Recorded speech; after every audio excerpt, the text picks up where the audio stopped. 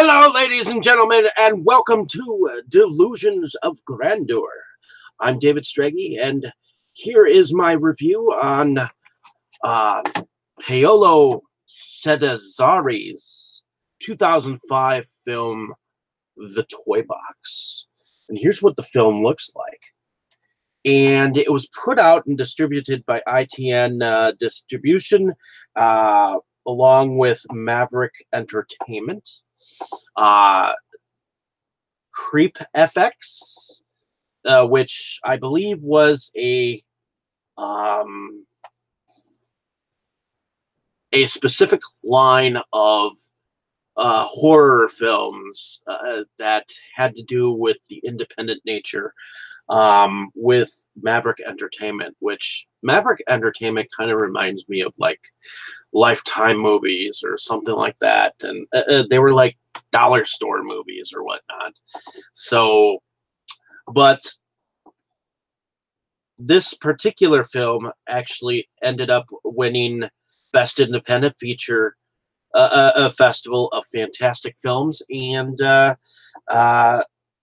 Suzanne Burdish won Best Actress in Hertfordshire International Film Festival. Now, this was a film from the UK, and it was put together by production companies Brand New Films, Leopard Film Entertainment, and distributed also by Star Media Home Entertainment in Germany.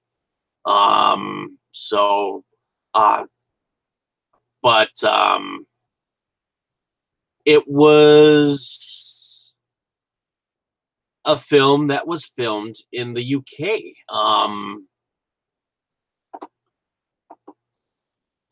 Mostly filmed in Hertfordshire and Norfolk, England. So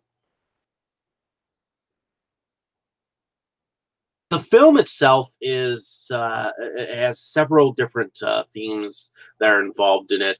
Fairy tales, childhood fantasies, where a brother and a sister, Bernice and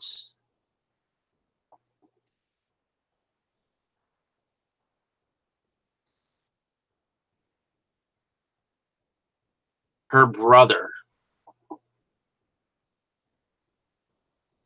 Brian Usher. What's interesting is that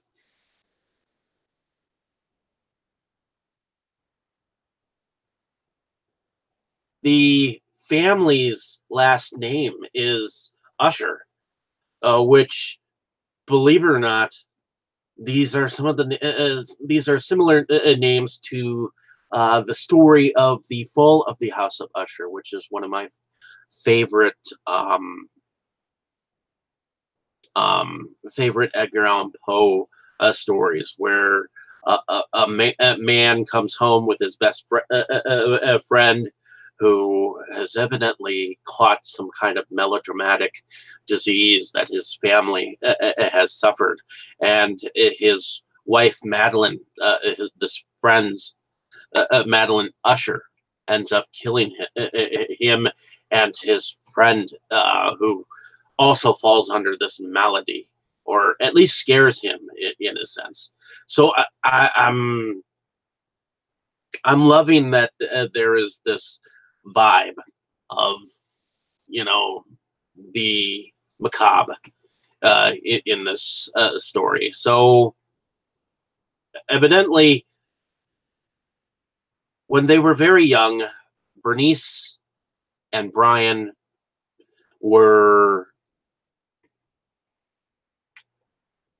didn't really have much to the imagination. So when they found this ancient book of myths and folklore, they imagined that the local vicar was in fact a zombie master, and they found this amulet that evidently held some kind of magical power, and she Young Bernice convinced her brother that she was in fact this descendant of this witch called Celeste Noir. And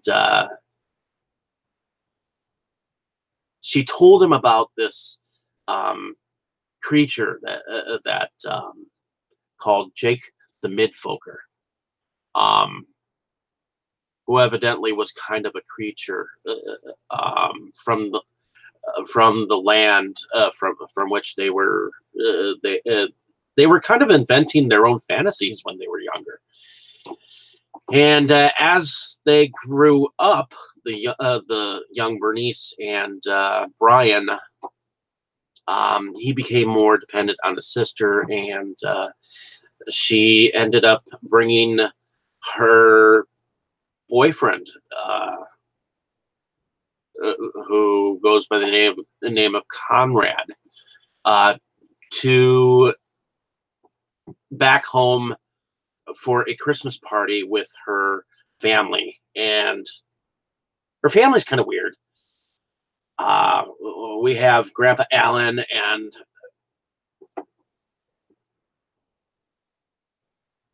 the grandmother, who evidently not too long ago, Grandpa Allen has evidently died, and evidently Grandpa Allen had a porn addiction, which grandmother never knew. uh, and so on and so forth. So it's just a weird combination of storytelling where everything is all about this toy box that ultimately young Brian Usher had actually been shut in when he was a child. So in a sense, when they were kids, he never grew out of that fantasy world. He was never quite entirely sane. And so when Conrad comes into the whole mix, I think he kind of becomes jealous. Bernice was played by Claudine Spiteri.